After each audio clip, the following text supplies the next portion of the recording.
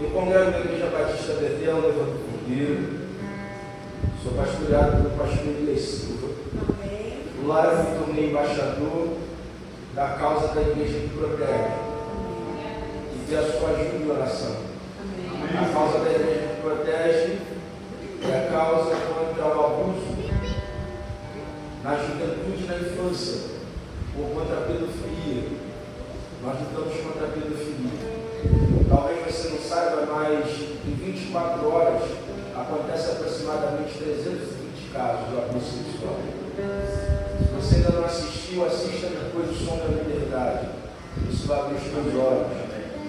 E todas as igrejas que eu passo ministrando precisam estar uma terra.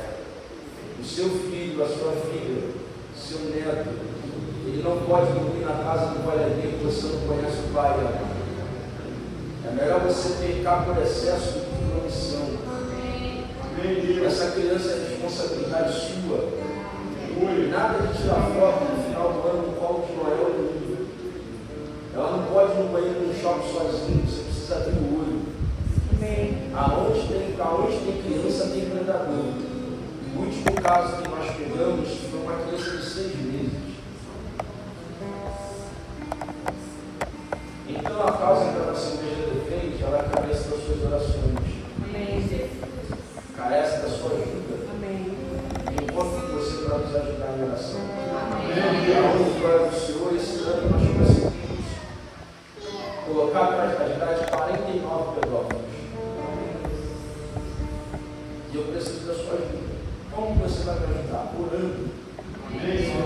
Olha lá depois no Instagram, a causa da igreja que protege, você vai nos ajudar. Amém? Quero ser grato a Deus pela vida da pastora Joyce, do pastor. Eu tive o prazer de conhecê-los na igreja da pastora Helena e do pastor Luiz. Estava ministrando uma festa lá. E tive a oportunidade de conhecê-los. Foi feito um convite para que estivesse aqui neste dia de festa. Quero compartilhar com você um texto que encontra-se no livro do Apocalipse, capítulo 19.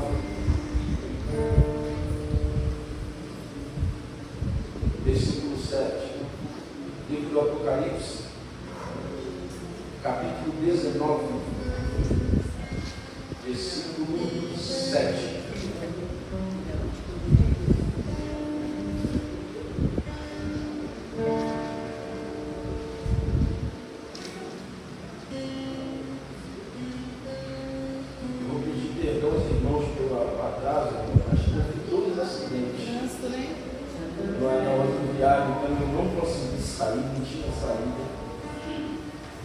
Mas, graças a Deus, a gente conseguiu chegar. Graças a Deus. Quando você achar, passa uma forma. Meu Deus, Apocalipse, capítulo 19, versículo 7. Podemos ver? Amém. Alegremos-nos e exultemos e demos-lhe glória, porque são chegadas as bodas do Cordeiro, cuja esposa, a si mesma, já se ataviou. Vamos ser assim? Você podia estar alegre com isso.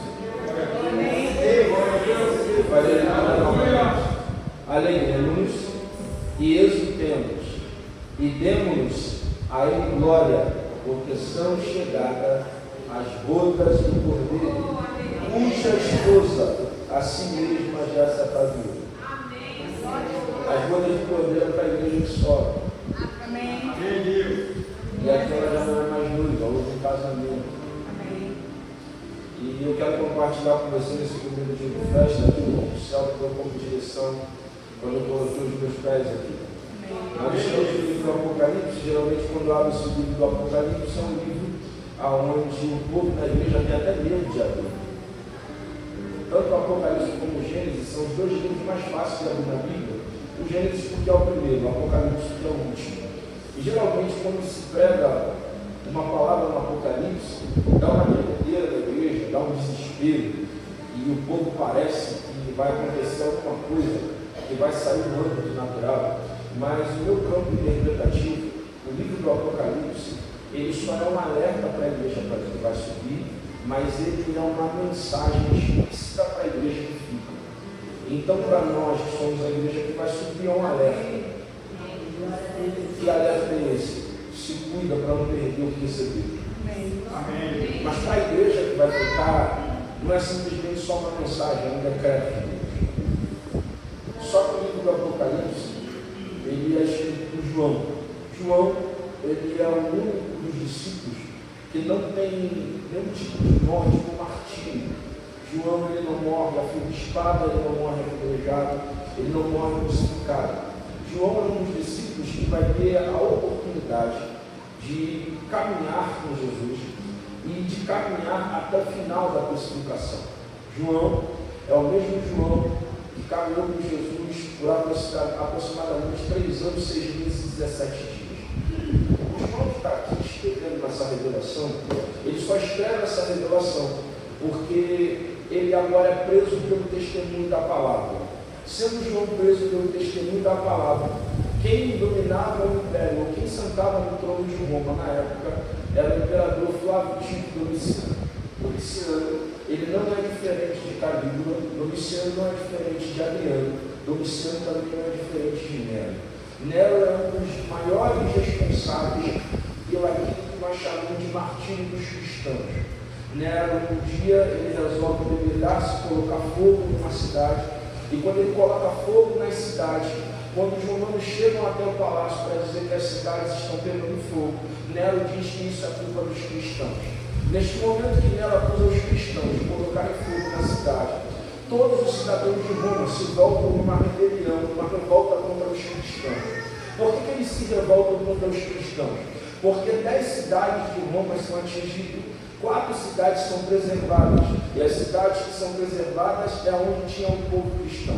Neste exato momento é quando o apóstolo Paulo, ele é justamente acusado de liderar esse movimento.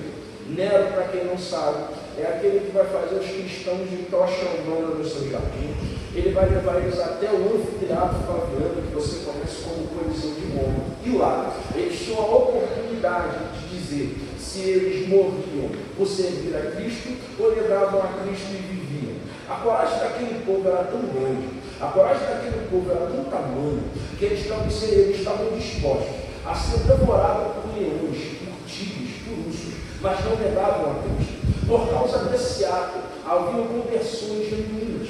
Só que quem está no atual império agora, quem senta no trono, é Domiciano, que não é diferente de nenhum deles. Ele continua a perseguição pelo povo evangélico ou pelo povo cristão. João, ele é preso pelo testemunho da palavra. O que a história conta é que quando eles prendem João, prendendo ele e João, eles vão pegar João agora, vão preparar um caldeirão de óleo fervendo e vão mergulhar João para matar João. Só que a história conta, não a Bíblia, é que agora, mesmo eles fazendo isso, nada acontece com João. Dano nenhum acontece com João. João não sofre queimadura nenhuma. Eles ficam impressionados. Por que não aconteceu nada com João? Por que João não se queimou? Por que João não morreu? O nome de João, em hebraico, é Yohanan. A palavra Yohanan, do hebraico, em português, significa Deus é graça, Deus é amor. Pode fazer de tudo nessa terra, mas ninguém consegue matar o amor de Deus. Eles vão pegar agora, o imperador agora vai ter uma ideia. Qual é a ideia que Domiciano tem? A ideia que Domiciano tem é a ideia do seguinte: olha, vamos fazer o seguinte, vamos enviar João para uma ilha chamada Patmos. A ilha de Patmos, para quem não sabe, era uma ilha que era uma espécie de exílio que o povo de Roma enviava as pessoas. Dentro desse exílio, aquele que era exilado na ilha de Patmos, ele morria de sede e de fome porque não tinha alimento. Só que Domiciano não está mandando Marcos Paulo, Domiciano está mandando João. E o que ele tem de intuito para prejudicar João, para matar João, faz o céu se abrir. Porque qualquer pessoa hoje nessa festa sabe que todo cristão funciona muito melhor quando está com sede e fome. Porque quando o cristão está com sede, está com fome, está em jejum. Então Domiciano tentou matar, Domiciano tentou prejudicar, e nada mais o que ele fez foi fazer o céu se abrir. Quando o céu se abre, vem uma voz. A voz que vem, João conhece, porque a voz é familiar. E quem conhece a voz de Jesus, quem sabe a voz, quem conhece a voz de Jesus, e quem já ouviu ela uma vez, não precisa ouvir de novo, porque o fato dele falar, sabe que ele está falando. Jesus, João sabe, e muito bem, porque João tem um privilégio. Qual é o privilégio que João tem? João tem o privilégio de andar com Jesus encarnadamente. João tem o privilégio de ver Jesus no monte da transfiguração. E João agora vai ouvir uma voz que é familiar, porque quem ouviu a voz de Jesus, ela se torna familiar. A voz de Jesus é diferente de qualquer voz do planeta. A voz de Jesus é diferente de qualquer voz humana na terra, porque quando Jesus fala, ele não precisa que você esteja dentro do ambiente chamado igreja. Ele não precisa que você esteja numa festa da igreja. Ele não precisa que você esteja em um monte, porque quando Jesus fala, ele te encontra em qualquer lugar.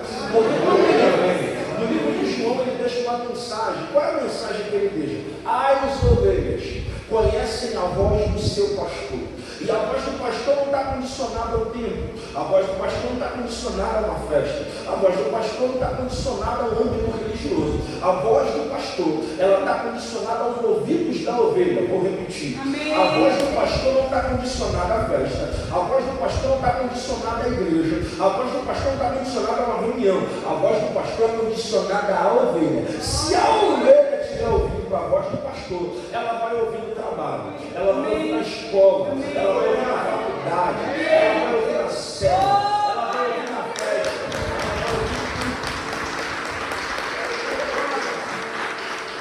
Pastor, por que o senhor está dizendo isso?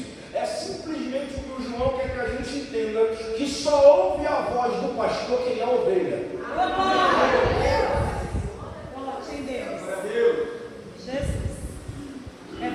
Só que existem duas classes na Bíblia que Jesus fala. Quais classes são elas que não são ovelha? Primeiro, o bode. Bode anda em bando e não tem pastor. Bode anda em bando. Bode anda em bando e não tem pastor. Foi. Então, como o bode anda em bando, ele ouve o bando. Não tem guia. Uma outra classe que Jesus fala na Bíblia, e você quase não percebe, é que ele diz o seguinte: ora vós sois enviados no meio dos lobos. No meio dos lobos. Como é que o lobo anda? Em alcateia, que você conhece como matilha. E o que tem numa matilha de lobo? Me ajuda, por favor. É só para que você entenda. O que tem numa matilha de lobo? Muitos lobos. Tem alguém que está no... Tem ovelha? Muitos lobos. Tem ovelha? Não. Peraí. Bode? Não. Cachorro? Não. O que tem numa matilha de lobo? Muitos lobos. Lobo tem pastor? Não. Lobo tem líder. E como é que chama o líder dos lobos? É o alfa. Só que no meio dessa liderança, às vezes dá briga, porque aparece um lobo que quer se tornar líder de uma matilha que ele não pertence, mas ele quer liderar. Pastor, por que o senhor está dizendo isso? É a forma mais simples de eu te explicar. O problema não é você ser ovelha, é continuar andando no meio dos lobos e se misturar com bode. Eita, Jesus! Não é o pastor que me fala, é o meio que a gente está inserido que tirou a nossa audição. Meu Deus! Só que João ouviu a voz e ele disse assim: eu caí morto. Ele disse que caiu o quê? Morto. Por que ele caiu morto? Porque ele tem uma visão. Qual é a visão que ele tem? Ele tem a visão de Jesus glorificado, a forma real que ele é. E a visão que João tem é a visão que qualquer pessoa aqui da igreja quer ter. Qual é a visão que ele tem? É a visão que você conhece. Ele diz que os seus cabelos eram brancos como a lã, ele usava um cinturão de couro, suas roupas eram mais altas que a neve, da sua boca saía uma espada com de 2 gumes, e a sua voz era como um som de muitas águas. Seus olhos eram de fogo, e os seus pés eram reluzentes como um latão. Quando João viu isso tudo, João caiu para trás como morto. João caiu como morto. Por que João caiu como morto? Porque João viu a glória. O que João viu? A glória. Então eu queria fazer uma pergunta, sem ofender a igreja. Que glória é essa que a gente vê todo mundo que a gente não morre? Meu Deus! Porque a gente vem para o culto, vem para a festa, diz que agora a gente não morre, o culto continua da mesma pessoa. João viu, matou alguma coisa nele. E João diz que viu a glória. Só que ele manda João escrever algumas cartas. As cartas que ele manda João escrever, não é a intenção de João escrever, nem a ideia de João escrever carta. Quem está ditando a carta é Jesus, que anda dentro da igreja, no meio da igreja. Então Jesus que está dentro, está mandando uma mensagem para alguém que está fora, para escrever. Por que Jesus está fazendo isso? Porque Jesus sabe que se ele levanta alguém de dentro para falar com o povo de dentro, alguém diz: está sabendo da minha vida porque o pastor contou, está sabendo da minha vida porque a irmã falou. Então Jesus pega alguém de fora para contar o que está acontecendo do lado de dentro, para que ninguém tenha dúvida que Jesus do lado de dentro revela alguma coisa para quem está do lado de fora, para trazer mensagem para o lado de dentro. Só que quando a gente chega no capítulo 19, eu preciso da sua atenção, você é o máximo objetivo para não somar o seu tempo. O texto que eu li com você, no Apocalipse 19, está escrito o seguinte: alegremos e exultemos e demos a ele a glória, porque é chegada as bodas do Cordeiro. Primeira coisa, isso é o que toda a igreja anseia. Isso é o que o povo de Deus mais venera desde quando levantou a mão para Jesus. Só que nos últimos tempos, quase não tem sido pregado sobre a volta de Jesus.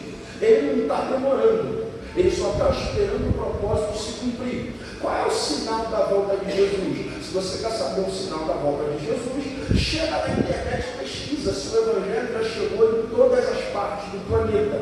Se o Evangelho ainda não chegou, Jesus ainda não volta. Mas se o Evangelho já avançou, então está perto dele voltar. A sinal da vinda de Jesus é que quando o Evangelho fosse pregado em todo o planeta Terra e todos conhecessem a Bíblia, ele voltaria. Por que o senhor está dizendo isso, pastor?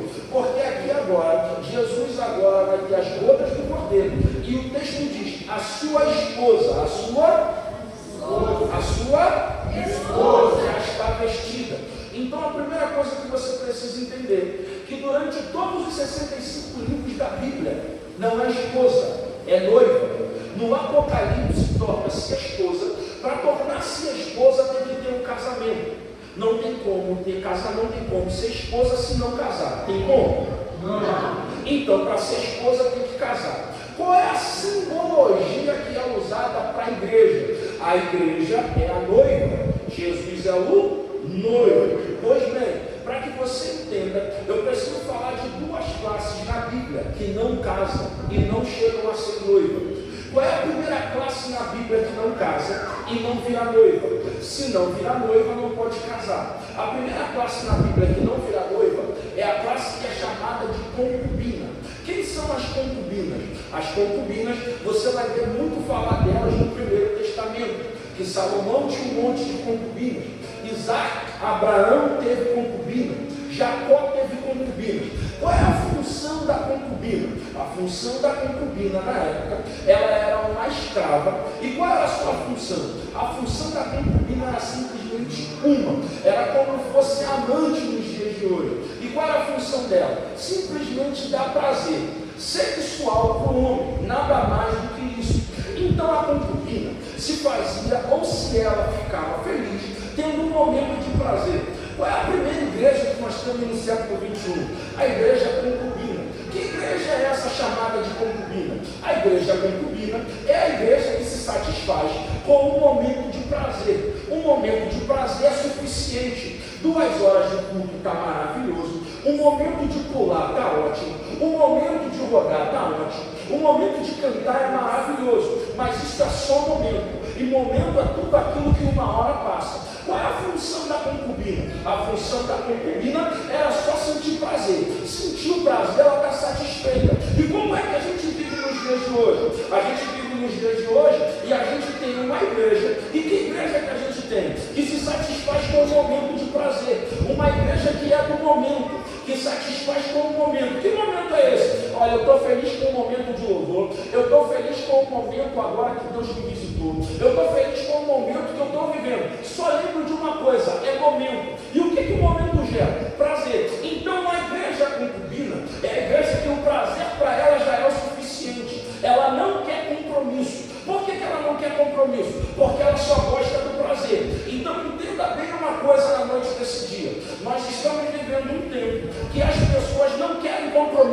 céu. Elas querem ter prazer com o reino do céu. E o que é ter prazer com o reino do céu?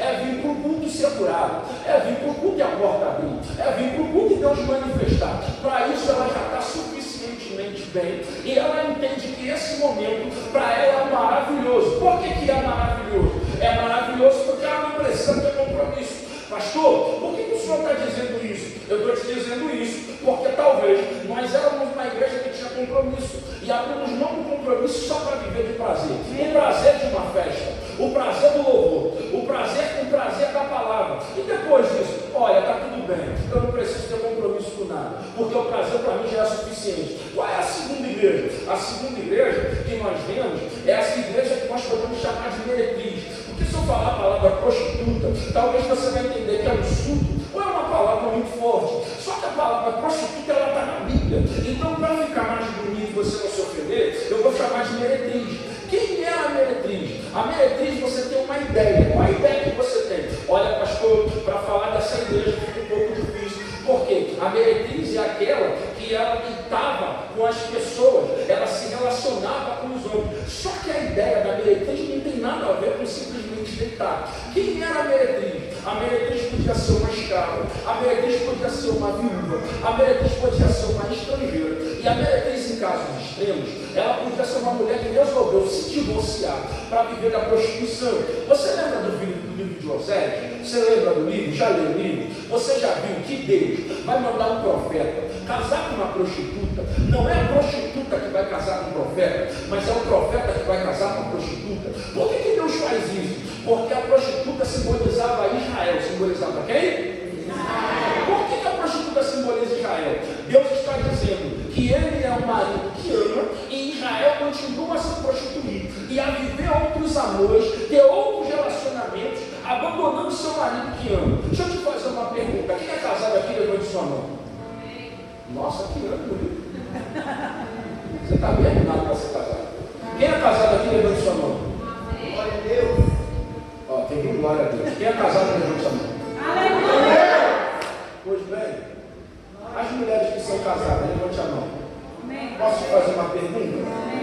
Você ama o seu marido? Sim. Você quer trair ele? Não. Por quê? Eu amo. Cadê os homens que são casados aqui?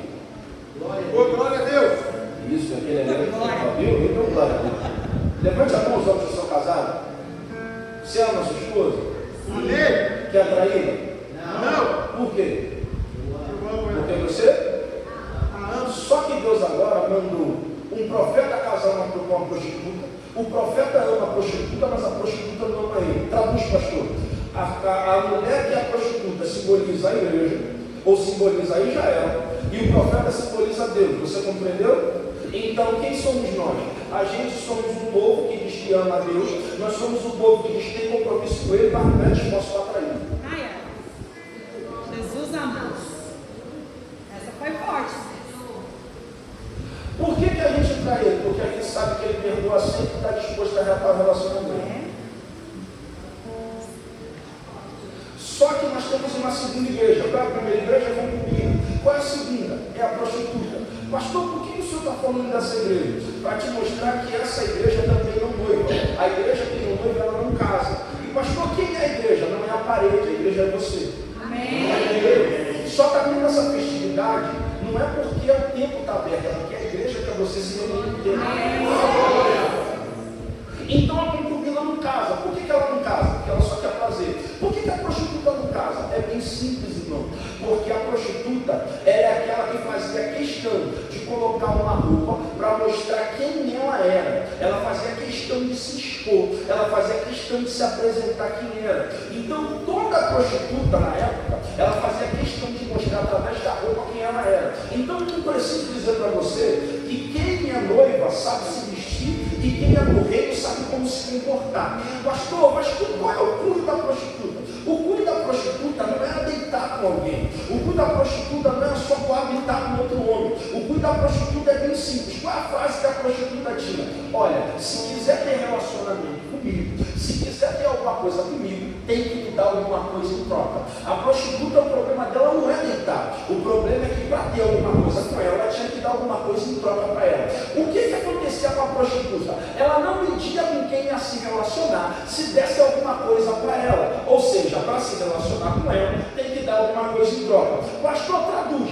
Quem é a igreja prostituta? Desculpa, é a igreja que ainda vive hoje, é a igreja que ainda cultua hoje, porque só aceita se relacionar com Jesus se ele der alguma coisa em troca. Se ele não der nada em troca, ela não se relaciona. Se ele não der nada em troca, ela não tem relacionamento. Por quê? Olha, para mim se relacionar com o Senhor, eu vou logo te dizer, se não me der o que eu quero, eu não me relaciono. Se não abrir a porta, eu não venho para o culto. Se não libertar o meu marido, eu saio da igreja. Se o meu filho que está perdido lá fora não chegar até o final do ano, eu largo o departamento. Quer se relacionar comigo, tem que me dar alguma coisa em troca. Se não curar quem estou orando, se não curar quem estou intercedendo, eu vou embora. Por quê? Eu só me relaciono à base de troca. Desculpa, mas às vezes a gente é assim. A gente vem para o culto querendo fazer troca com o céu. Vem para o culto querendo fazer troca com Jesus. Olha, eu estou indo lá para o culto que é para o Senhor curar alguém. Eu estou indo lá para o culto para o Senhor fazer na vida de alguém. Eu estou indo lá para o culto para o Senhor abrir a porta. Deixa eu te fazer uma pergunta. Se ele não curar, ele não muda, ele é Deus. Se ele não abrir a porta, também não muda, continua sendo Deus. Se ele não fizer, ele continua sendo Deus. Ele não muda aquilo que a gente faz.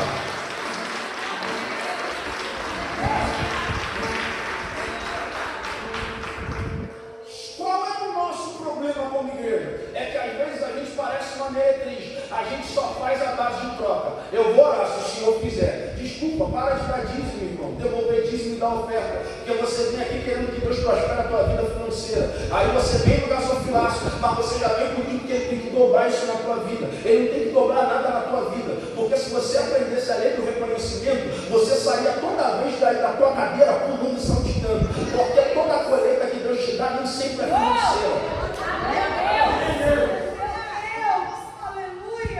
Só que o nosso problema é muito mais grave. Por que é muito mais grave, pastor? Porque a gente diz e olha para os outros, mas a gente esquece de olhar para a gente. Não, eu só devolvo dizendo porque Deus vai multiplicar. Sua motivação está errada, para de dar. E quando Deus não faz o que você quer, você fica com raiva. Porque você diz assim, eu sou ofertante, sou dizimista, até hoje eu não fiquei rico. Deus não te enriquece pelo dinheiro que ele te dá. Porque para enriquecer a sua conta, ele enriquece seu coração. Você não pode pedir tempo de promoção para Deus se você não está disposto a abrir o coração para Ele. O que a gente mais vê no final do ano é o povo pedindo promoção, mas não abrir o coração. Se Deus te dá uma promoção, aumenta o seu salário. Só aumenta o seu salário, aumenta o seu dízimo. Irmão, se você está com dificuldade, com quanto você ganha, imagine se Ele dá um bolo para você. O problema é que tudo nosso tem que ter troca. E quem é a prostituta? É a igreja que faz tudo à base de troca. Quer ver? Eu te provo. Tem gente na igreja, irmão, que ele vem para fazer para alguém ver. Verdade. E ele só faz sem receber algo em troca. Só que toda vez que a gente faz isso, a gente é uma meretriz. Porque a gente só se relaciona se tiver alguma coisa. Ou seja, olha, se o pastor esqueci o seu nome. Se o pastor Wilson não tiver nada para fazer por mim, eu não posso fazer nada por ele. Você não entendeu o que é amor? Amor não é troca. Olha para mim. Amor não é troca. Amor não é troca. Amor é o que você tem para dar. Eu sei que não é ponto de casar, mas a forma mais simples de eu te explicar. É por isso que tem casamento que está acabando. Por que os casamentos estão acabando? Eles dizem que é a falta de amor. Só quando você casa, você não casou para ser feliz, você casou para fazer alguém feliz. Verdade. Você entendeu? Por que o texto aqui está falando que é casamento? Ele não morreu para ser feliz, ele morreu para fazer a igreja feliz. Pastor, então me explica o que é amor. Vou repetir, amor que você tem para dar. Só que nos casamentos do século XXI, eles não entenderam o que é amor. E aí fica aquela velha, 20 anos de casado, 30 anos de casado. Você não me ama. Se não te amasse, estava te ajudando até hoje. Chata do jeito que você é. Enjoado do jeito que você é. Se não te amasse, estava com você até hoje. reclamando do jeito que você é, enjoada do jeito que você fica de vez em quando. Só que amor não é troca. Eu só posso dar se recebo. Amém. Então, quem é a igreja prostituta? Só se relaciona a troca, a base de troca. Só que a concubina prostituta no noiva. Se no noiva não casa. Quem que é a noiva, pastor? A noiva, na época, a mulher judia, ela tinha 3 pedidos que eram essenciais para a vida. Primeiro, noivar. Segundo, casar. E depois, ter filho. Toda mulher queria ter isso na época. E qual é a diferença da noiva? É que a noiva, ela não é uma concubina. A noiva não é uma meretriz. Porque a noiva zela pelo seu compromisso. E por que a noiva zela pelo seu compromisso? Olha para mim, por favor. Por que a noiva zela pelo seu compromisso? A noiva zela pelo seu compromisso. Porque na época, na cultura do povo judeu, o noivado, ele era muito mais sério do que o próprio casamento. Se tivesse um ato de infidelidade no noivado, era pior do que no casamento consumado. Porque o noivado para o povo judeu é separação. É o quê? Separação. Simboliza o quê? Separação. Por isso que Jesus é o noivo e a igreja é a noiva. A igreja é separada para ele. Amém. Deixa eu te dizer uma coisa. Qual é a hora que você vai entender o que você falou? Amém. Porque o que separa não ajuda. Aleluia. Só que a gente ainda não entendeu o que é separado. A gente tem um tipo de separado, mas a gente ainda se mistura muito. Verdade. Então é a separação. Por que é separação? Aquela moça agora que foi desposada, no momento que ela noivava, eles já eram tidos como marido e mulher.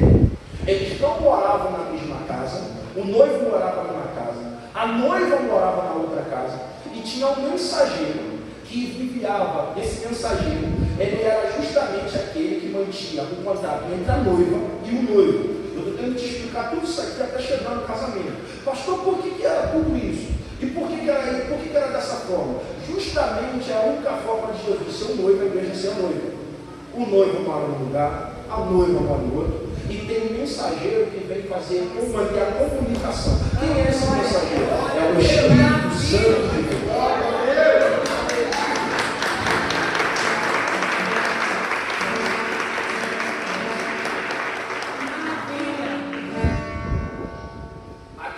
Compreendeu? Amém. Só que agora, depois que noivava e assumiu o compromisso, uma coisa que eles zelavam era para não separar. Era para não o quê? Separar. Era para não o quê? Separar. Pronto. Compreendeu? Amém. Você entendeu porque tem gente que vai embora da igreja? Você entendeu porque tem gente que afasta? Você entendeu porque tem gente que desvia? Você entendeu ainda porque tem gente que vai embora? A culpa não é da liderança, a culpa não é do pastor, a culpa não é da igreja. É porque ela noivou e separou. Mas na verdade ela nunca noivou. Porque quem noiva com ele não separa. Quem noiva com ele faz questão de manter o compromisso. Pastor, por que você está dizendo isso? Você precisa entender que tem gente na igreja que não vem para noivar, ele vem para namorar com Jesus. E namorar, você sabe como é que é, a hora que enjoa, separa. Uma hora que briga, faz birra, vai embora. Então tem gente aqui que veio e namorou com Jesus, não ficou. Tem gente que só veio para dar uma ficada. E ficar é um momento de prazer. Então veio aqui, ficou um pouquinho com Jesus, foi embora. Saciou o prazer que ele precisava. Saciou a vontade que tinha. Qual era a vontade que ele tinha? Era só que Jesus abrisse a porta. Ele abriu a porta, então foi embora. Saciou a vontade que tinha. Era só Jesus curar. Jesus curou e foi embora. Saciou o prazer que tinha. Ele só queria ter uma vida diferente. Ele só queria sair do aluguel. Jesus já fez, ele foi embora. Tem gente que fica só 10 minutinhos com Jesus. E esses 10 minutinhos é igual um casal de adolescentes. Tem 10 minutinhos no banco de trás com o carro. Tem aquele momento que acabou. Tem gente que não noivou, porque quem noivou está com ele até hoje. Não abre mão do compromisso. Espera aí, irmão. Quem é casado aqui levanta sua mão. Quando você casou, você tinha intenção de separar? Não. Por quê? Não. Amava ele. Qual é a palavra? Amor. Qual é a palavra? Amor. Então você precisa entender que nem todo mundo que vem aqui na frente tem amor. Tem emoção. Emoção não é amor. O amor não é provado quando você levanta a mão. O amor é provado quando você permanece. Então você ainda vai continuar mais uns anos na igreja, vendo gente entrar e sair. Aí você vai lembrar do que o pastor está pregando hoje. Quando ela foi embora, você vai falar, ela namorou um tempinho com Jesus, mas ela não conseguiu levar. Jesus não tem compromisso com quem tem compromisso com ele. E não vem com essa história para ver Cristo, ele está aqui dentro. Amém. Só que quando noivava, não tinha intenção de separar. Não tinha intenção de quê? Não tinha intenção de quê? Separar. Por que não tinha intenção de separar? Porque a pessoa queria chegar até o casamento. Olha, irmão, se tiver vontade de separar, eu vou te pedir para você voltar a orar. Para quê? Para você voltar a amar ele intensamente. Espera, deixa eu ver aqui. Quantos anos você tem de casado, irmão, com sua esposa? O senhor? Ó, um tem quanto? Rapaz, Jurassic Park.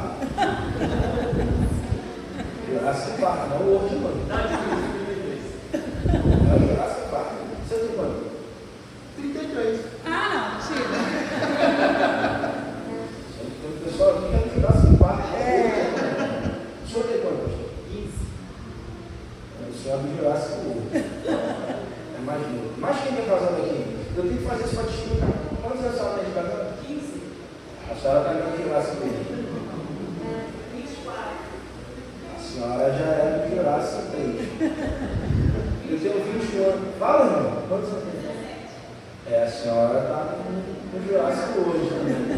Eu tenho 21 anos com a minha esposa. E o senhor? 42. O senhor é Matusalém. Pastor, por que o senhor está fazendo isso? Eu tenho 21 anos que eu estou com a minha esposa. Por que o senhor está falando tudo isso que eu estou falando de casado? Porque teve uma hora que tive vontade de separar. Só que o que fez você permanecer não foi a convivência, não foi o costume, foi amor. Compreendeu agora? Amém. Por que o povo sai da igreja? Porque acostumou com o ambiente religioso, mas não ama o Senhor. Por que o povo desvia? Porque tem costume, mas não ama Jesus. Quem ama Jesus permanece.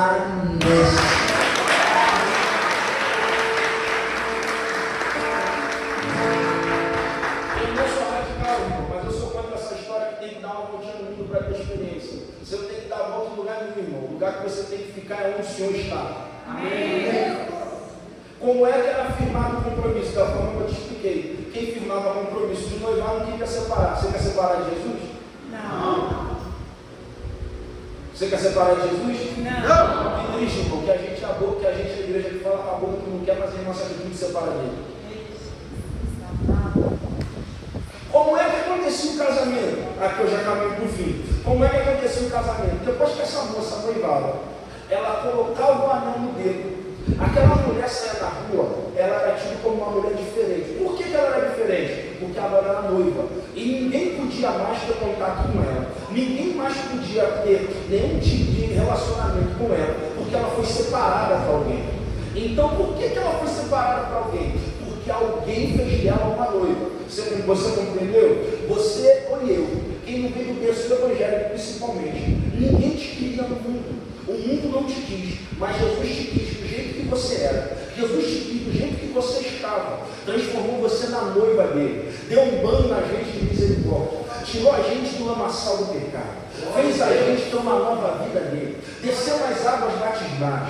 Para nascer uma nova criatura. Investiu na gente. Para fazer da gente a noiva dele. E agora que a gente é a noiva dele, a gente quer se tornar amante dele. Agora que a gente é noiva dele, a gente quer se tornar uma meretriz. Porque para se relacionar com ele tem que dar alguma coisa. Ou a gente só quer ter prazer com ele. Mas a noiva de verdade não. A noiva de verdade ansiava o casamento. Por que ela ansiava o casamento? Porque o casamento da época era diferente do casamento de hoje. Como é que era o casamento na época? Os noivos entravam embaixo de uma rupá. A rupá era uma espécie de touro. E ali era celebrado o casamento. Sendo celebrado esse casamento. O casamento na época não é igual ao de hoje. Como é que era na época? Olha, eu convidei o pastor Wilson convidou a esposa dele, vai convidar a igreja vai convidar mais irmãos, porque tinha esse direito. Por que tinha esse direito? Porque o casamento era uma festa que demorava muito para acontecer, e os parentes moravam distante. Como os parentes moravam distante, não tem como ter uma festa de um dia só. A celebração durava 7 dias aproximadamente.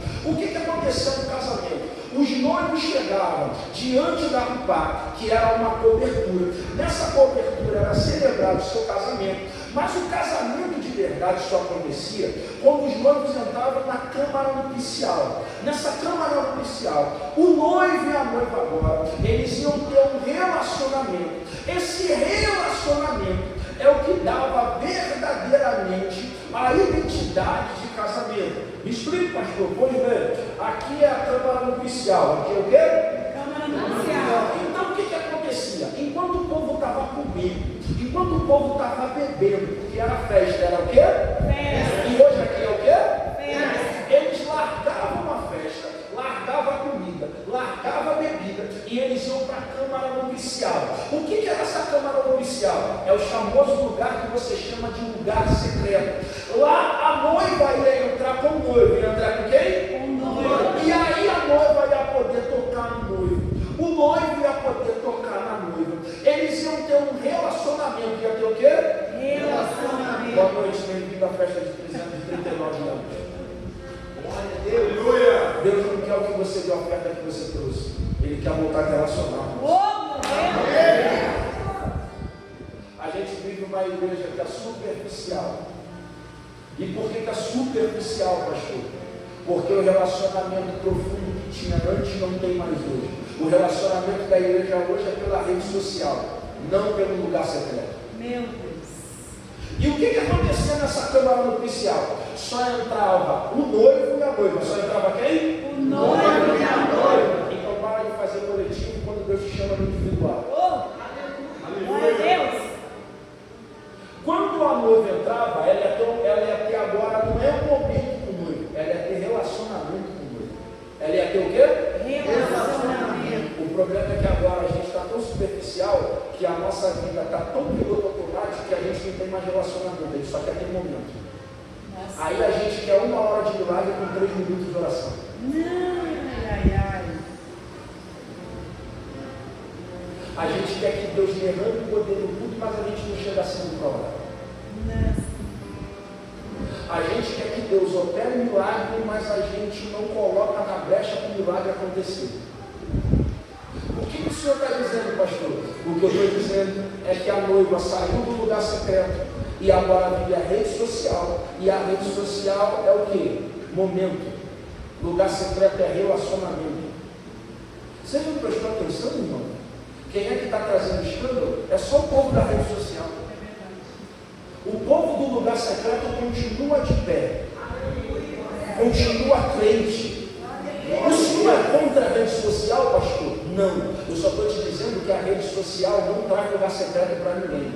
Rede social é exposição, lugar secreto é preservação. Por que tem gente que está sendo derrubada pelo inimigo? Porque está vivendo um momento de exposição, mas não está vivendo um momento de preservação. Quando a noiva entrava lá, ia ter relação. Ia ter o quê? Peraí. Você sabe melhor do que eu tenho certeza que você beija o seu marido. Você beija o seu marido, né? Sim. Você beija a sua esposa, né? Não beija a sua esposa? Então quando você vai vir, você beija ela. Já que você não beija. Por que o senhor tem que falar isso, pastor? Porque o beijo, ele é a troca de fluidos. Mas a relação entre homem e mulher é troca de células. Como é que funciona? Quando tem relação entre um homem e uma mulher, por exemplo, eu com a minha esposa, agora vai ter um pouquinho da Carolina dentro de mim e vai ter um pouquinho do Marcos Paulo dentro da Carolina, você entendeu? Só que a relação com o noivo é diferente, ele não precisa de nada nosso. É a gente que está precisando voltar a relacionar para receber tudo. Aleluia. Mas a gente nunca vai receber tudo dele se a gente só quer o momento. E não quer viver um relacionamento. Pastor, por que o senhor está dizendo isso? É por isso que as velhas criaturas estão voltando à vida. Quem é a velha criatura? É tudo meu. Quem é a nova criatura? É tudo dele. Então, quanto mais tempo eu passar com ele, mais dele eu tenho. Peraí, me ajuda. Eu vou descer aqui porque eu estou me sentindo em casa. Amém. Eu preciso dizer isso para você. Glória a Deus. Quem é casado aqui há muito tempo é a coisa mais fácil de explicar e vai me entender muito bem. Você já viu que quanto mais tempo você é casado, mais que essa pessoa tem você e mais parecido vocês são? Só que vocês não começaram assim. Quando vocês começaram, eram os dois diferentes. E agora os dois são iguais. Vocês já viram, irmão, que o pensamento de vocês ele é conectado quando um pensa, o outro já fez? Sim. Por que isso, irmão? Vai, me ajuda. Relacionamento. Por que é isso? Isso é fruto de relacionamento. Então o relacionamento faz eu ter um pouco da minha esposa em mim e um pouco de mim nela. Só que com o cordeiro, irmão, é a coisa mais maravilhosa. Ele não precisa de nada nosso. Ele só quer dar o tudo dele. O problema é que a gente vem e não recebe tudo dele. Porque a gente sempre vem para apresentar tudo que é nosso. E o que é a câmara nupcial? É o momento que a noiva vai ter com o noivo. Deixa eu te fazer uma pergunta.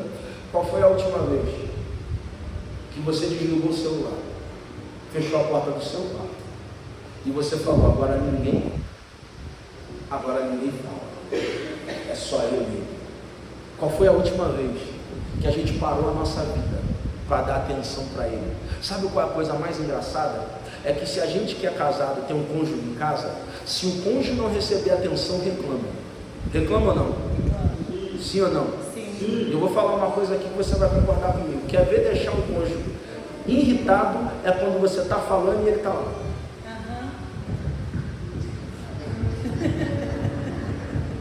Está ouvindo? Pode falar. Você não quer que ele ouça. Você quer que ele preste atenção em você. Foi? Por que você está dizendo isso? O cônjuge reclama, mas Jesus não. Amém, Deus.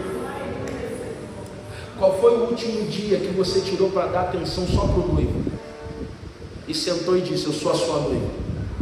Qual foi o último dia que a gente largou a nossa vida, entrou na câmara nupcial e falou, é hora da gente ter um relacionamento?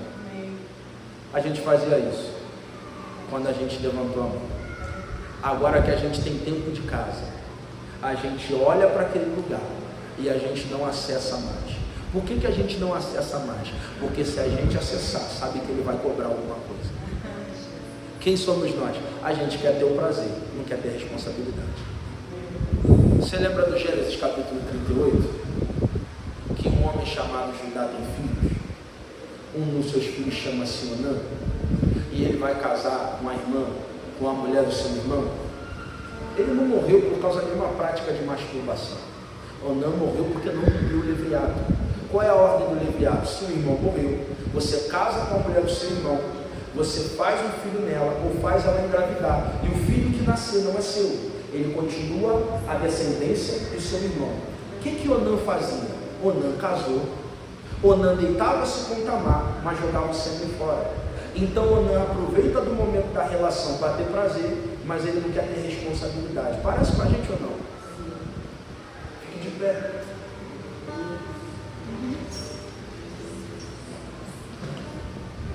Pode deixar Deus usar isso. Pastor, por que o senhor está dizendo isso? Porque, pastora Joyce, depois que a noiva entrava na câmara municipal, ninguém tirava ela. Pastor Wilson, depois que a noiva entrava na câmara municipal, não atendia mais ninguém. Desculpe, irmão. A gente nunca vai conseguir ter revelação do céu, porque a gente lê a Bíblia e a lei batizada. A gente ora e atende ligação. A gente olha e faz postagem no Instagram. Desculpa, o tempo não é dele. E se tem uma coisa que Jesus gosta, é uma palavra que você conhece. Para ele ser meu e eu ser dele, ele tem que ser privilégio e prioridade. Depois que a noiva entrava lá, pastora Joyce, ninguém podia bater naquela porta. Por que não podia bater naquela porta? Porque ela agora não tem momento para ninguém. Ela só tem momento para o noivo. Depois que acontecia a relação, o que acontecia? A noiva saía marcada. A noiva saía, ela pegava o lençol sujo de sangue, que comprovava que ela era pura. Você vai dizer, pastor, que coisa feia, que coisa mais suja. Mas isso é por isso que Jesus ele é um noivo. Porque para ser noiva naquela época, e para ser noivo, o noivo tinha que pagar um dote. E Jesus não pagou com moeda, ele pagou com o próprio sangue. E a noiva fazia questão, pastor Luiz, de depois de acabar aquele momento, ela chegava no meio da festa e mostrava aquele lençol e dizia, aqui, eu pertenço a ele. Amém. E ele pertence a mim. O que é isso que a noiva está mostrando? Não é o sangue do lençol, é que ela foi marcada pelo noivo. Aleluia. Olha, aqui era o seu nome. Você foi marcado pelo noivo. Aleluia. Como é que a noiva fazia naquela época? Você vai dizer, pastor, não acredito. Ela dobrava esse lençol, guardava esse lençol, para que se alguém futuramente desse dúvida, e também para recordação. O que era o lençol? O lençol simbolizava que ela foi marcada pelo noivo, ela tinha dor. Meu Deus. O problema da gente ter sido marcado é que a gente foi marcado e abandonou o relacionamento. Eu quero orar por você. Amém. Mas a minha oração hoje não é para o céu te dar nada de material. A minha oração hoje é para a igreja voltar a se relacionar de verdade. Amém, Senhor. A igreja do século XXI ela só está sendo enganada. Não é porque tem falso profeta. Não é porque tem gente pedindo pix. Não é porque estão revelando identidade secreta. Entenda? Eu não sou contra a profecia. Não sou contra a revelação. Sou contra revelamento. Entenda uma coisa, qualquer pessoa na igreja hoje tem um smartphone. Qualquer pessoa deixa um Bluetooth ligado. Seu Bluetooth ligado não está o teu nome, está um apelido carinhoso que você é chamado. Então é muito fácil chegar aqui e abrir o meu Bluetooth, vai aparecer o teu apelido. Hoje você tem uma coisa chamada rede social. Para saber a tua vida não é difícil. Principalmente porque tudo que você faz, você põe na rede social. A sua vida é mais um livro aberto que fechado. E você está reclamando que vai fofoca da tua vida. Isso não cai de quê? Então a igreja não está sofrendo com falso profeta, a igreja não está sofrendo com falso ensino, a igreja está sofrendo por falta de relacionamento. Quem tem relacionamento tem discernimento, quem tem discernimento não é enganado. Sabe por que a gente ainda se decepciona? É porque a gente se relaciona com o rosto do coração. E qual é a minha oração hoje? É para a igreja voltar para o lugar secreto, o lugar de relacionamento com o noivo, porque ainda vale ter relacionamento e preservação do que ter exposição e quebra. Como é que funciona o ministério hoje? Antigamente, eu lembro, irmão, eu não sou de uma época muito antiga, mas eu me converti na Assembleia de Deus. E que é um pouco mais antigo, lembra? Eu lembro da época que não tinha rede social. Tinha? Tinha internet? Tinha? Como é que fazia para pregar na igreja? Se Deus não revelasse você não muda. E como é que é a época de hoje? Fazem um cartaz, pregadora fulano de tal, pregador fulano de tal, achando que a mídia faz ministério. Mídia não faz ministério, faz ministério no sangue. E a essência do ministério não é o óleo que você recebe, é o relacionamento que você mantém. Porque muita gente recebeu o ministério, recebeu o sangue, mas não teve o relacionamento. Então a noiva entrava lá, quando a noiva entrava lá, acontecia o casamento. O casamento não era assinar um papel, era ter relacionamento. Qual é o dever da noiva depois que ela é casada? Manter o relacionamento constantemente. Manter o relacionamento? Constantemente. A gente nunca vai ter as bodas do cordeiro se a gente manter esse relacionamento constantemente. Não é uma vez ou outra, é constante. Amém. Jesus não quer uma igreja que tenha velocidade, ele quer uma igreja que tenha constância. Aleluia. É por isso que o texto diz: a sua esposa já está pronta. A sua esposa já está? Varão, fica tranquilo, depois disso tudo que você vai ver, nunca mais vai ter atraso mental. Quando você piscar, ela já vai estar pronta. Aleluia. Eu quero orar por você. Meu Deus. Mas a oração hoje é que o Espírito Santo nos levou. A atmosfera de